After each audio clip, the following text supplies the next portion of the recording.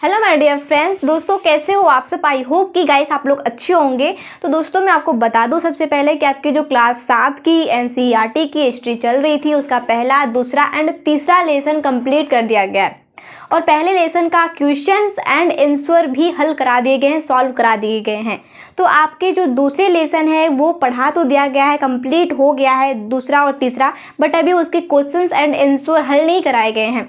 तो आज हम आपके जो दूसरे लेसन है उसके क्वेश्चन को हम सॉल्व कराएंगे। तो दोस्तों आप यहाँ पे देखिए, मैंने लिखा है क्वेश्चंस, यहाँ पे पहले समझिए लेसन 2 क्वेश्चन एंड आंसर, यानी कि जो आपका लेसन 2 था जिसका नाम, लेसन 2 का क्या नाम था, वो था सल्तनत काल की शुरुआत। तो इसमें यानी कि लेसन 2 में कितने सारे क्वेश्चंस थे, यहाँ पे 5 क्वेश्चंस थे। तो हम आपको बता दें कि जो पहला क्वेश्चन था वो क्या था, वो था दिल्ली सल्तनत का वास्तविक संस्थापक किसे माना जाता है। तो मैंने आपको पढ़ाते वक्त जब मैं लेसन पढ़ा रही थी तो मैंने आपको बताया था कि दिल्ली सल्तनत के जो वास्तविक संस्थापक थे वो थे इल्तुतमिश। तो सॉल्व हुआ पहला क्वेश्चन। अब दूसरा क्वेश्चन क्या है, दूसरा क्वेश्चन ये है दोस्तों कि 40 गुलाम सरदारों का संगठन किस शासक ने बनाया था। तो आपको यहाँ पे ध्यान देना है, वो थे नासिरुद्दीन महमूद, जिन्होंने 40 गुलाम सरदारों का संगठन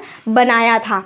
फिर दूसरा पॉइंट ये आपका जो दूसरा क्वेश्चन है वो ये है कि कुतुबुद्दीन ऐबक को लाख बख्श क्यों कहा जाता है।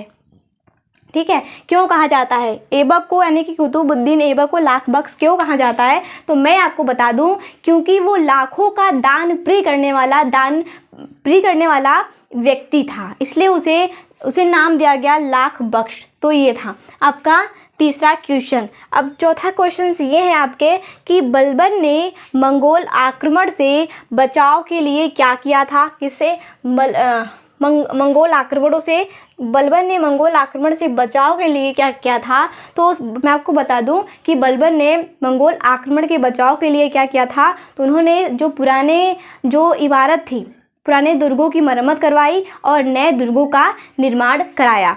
तो ये तो था आपका चौथा क्वेश्चन। आपका पांचवा क्वेश्चन क्या है दोस्तों, ये देखिए, दिल्ली सल्तनत में कौन कौन से राजवंशों ने शासन किया। तो ये जो आपका क्वेश्चन है ये बहुत ही इम्पॉर्टेंट है। तो यहाँ आपको देखना है कि दिल्ली सल्तनत में कौन कौन से राजवंशों ने क्या किया, शासन किया। तो मैं आपको बता दूँ, दिल्ली वंश में जो राजवंश थे शासन करने वाले, यानी कि तुर्क, ये देखिए मैंने चार्ट भी बनाया है, आपको ध्यान में रखना है।